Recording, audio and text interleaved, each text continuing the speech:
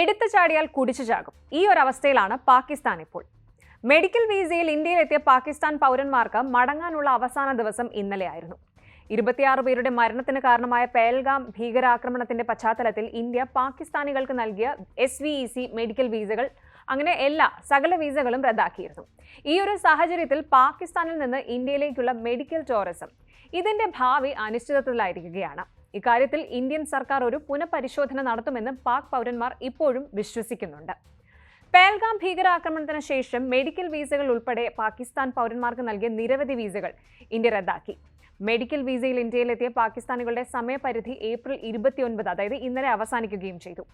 അയൽ രാജ്യത്തെ നിരവധി പൗരന്മാർ നരേന്ദ്രമോദി സർക്കാരിനോട് തീരുമാനം പുനഃപരിശോധിക്കണമെന്ന് ആവശ്യപ്പെട്ടിട്ടുണ്ട്. നേരത്തെ ടെമ്പററി വീസയിൽ ഇന്ത്യയിലെത്തിയ പാകിസ്ഥാൻ പൗരന്മാർക്ക് ഏപ്രിൽ 27 രാജ്യം വിടേണ്ടി വന്നു. അതിർത്തിയുടെ ഇരുവശങ്ങളിലുമുള്ള നിരവധി സാധാരണക്കാർക്ക് അവരുടെ ബന്ധുക്കളോട് വിട പറയുന്നത് വേദനാജനകവുമായിരുന്നു. നീക്കങ്ങളുടെ ഭാഗമായി പഞ്ചാബിലെ അഠാരി അതിർത്തിയിലെ ഇന്റഗ്രേറ്റഡ് ചെക്ക് പോസ്റ്റ് ഇന്ത്യ അടച്ചു. പാകിസ്ഥാൻ വാഗ അതിർത്തി അടച്ചു. ഇരു രാജ്യങ്ങൾക്കുമിടയിൽ വ്യാപാരത്തിനും യാത്രക്കാരുടെ സഞ്ചാരത്തിനും വേണ്ടിയുള്ള ഏക കരമാർഗമായിരുന്നു അഠാരി വാഗ അതിർത്തി. ഏപ്രിൽ 24 മുതൽ 9 നയതന്ത്രജ്ഞരും ഉദ്യോഗസ്ഥരും ഉൾപ്പെടെ കുറഞ്ഞത് 537 പാകിസ്ഥാൻ പൗരന്മാർ അഠാരി വാഗ അതിർത്തി വഴി ഇന്ത്യ വിട്ടതായാണ് റിപ്പോർട്ട്. പഞ്ചാബിലെ അന്താരാഷ്ട്ര അതിർത്തി കടന്നുള്ള വഴിയിലൂടെ 14 നയതന്ത്രജ്ഞരും ഉദ്യോഗസ്ഥരും ഉൾപ്പെടെ ഏകദേശം 850 ഇന്ത്യക്കാരും പാകിസ്ഥാനിൽ നിന്ന് തിരിച്ചെത്തിയിട്ടുമുണ്ട്. ഇനിയാണ് ചോദ്യം, പാകിസ്ഥാനിൽ നിന്നുള്ള മെഡിക്കൽ ടൂറിസം ഇതോടെ അവസാനിച്ചു എന്നത്. പേൽഗാം ഭീകരാക്രമണത്തിന് ശേഷം പാകിസ്ഥാനിൽ നിന്ന് ഇന്ത്യയിലേക്കുള്ള മെഡിക്കൽ ടൂറിസം കനത്ത തിരിച്ചടി മാത്രമാണ് നേരിടുന്നത്.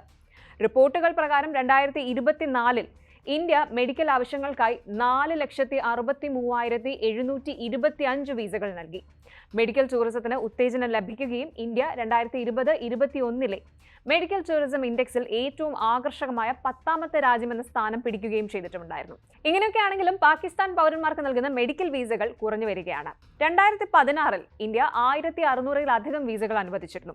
എന്നാൽ 2024 ആയപ്പോഴേക്കും ഈ ഒരു കണക്ക് 200-നടുത്ത് മാത്രമായി കുറഞ്ഞുവെന്നാണ് റിപ്പോർട്ട്.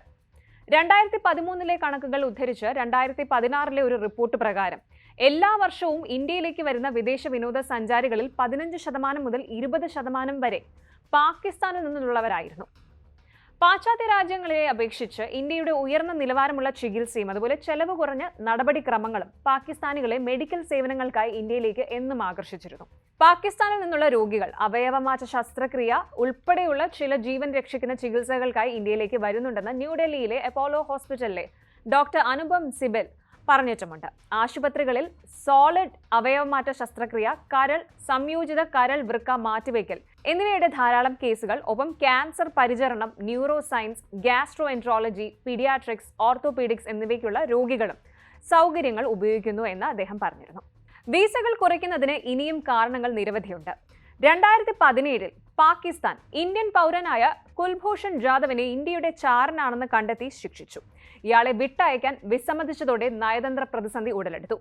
ഈ കേസിന് ശേഷം പാകിസ്ഥാൻ പൗരന്മാർക്ക് ഇന്ത്യ നൽകിയ മെഡിക്കൽ വിസകൾ കുറഞ്ഞു.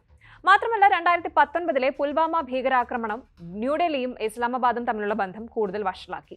2016 1678 മെഡിക്കൽ വിസകൾ പാകിസ്ഥാനികൾക്ക് നൽകിയപ്പോൾ 2019 2024 ഇടയിൽ മൊത്തത്തിൽ 1228 വിസകൾ മാത്രമേ നൽകിയിട്ടുള്ളൂ. ഇതിൽ 2019 554 പേർക്കും, 2020 97 പേർക്കും, 2021 96 പേർക്കും, 2022 145 പേർക്കും, അതുപോലെ 2023 111 പേർക്കും, 2024 225 പേർക്കും സഹായം ലഭിച്ചിരുന്നു. പേൽഗാം ആക്രമണത്തിന് ശേഷം മെഡിക്കൽ വീസകൾ റദ്ദാക്കാനുള്ള ഇന്ത്യയുടെ ഒരു തീരുമാനം പാകിസ്ഥാനികളെ എങ്ങനെ ബാധിക്കും എന്ന് ഇനിയും പറയേണ്ടതില്ലല്ലോ. ഇപ്പോൾ പേൽഗാം ഭീകരാക്രമണത്തിന്റെ അനന്തരഫലങ്ങൾ അധികം വൈകാതെ പാകിസ്ഥാനിൽ നിന്ന് ഇന്ത്യയിലേക്കുള്ള മെഡിക്കൽ ടൂറിസത്തിന്റെ അന്ത്യം കുറിക്കുമെന്നാണ് ആരോഗ്യ സംരക്ഷണ മേഖലയിലെ വിദഗ്ധർ പറയുന്നത്. ഇന്ത്യയും പാകിസ്ഥാനും തമ്മിലുള്ള നിലവിലെ സംഘർഷങ്ങൾ എങ്ങനെ അവസാനിക്കുമെന്നും എത്രത്തോളം സാധാരണക്കാർ അതിന്റെ ആഘാതം സഹിക്കുമെന്നും കണ്ടു തന്നെ അറിയണം.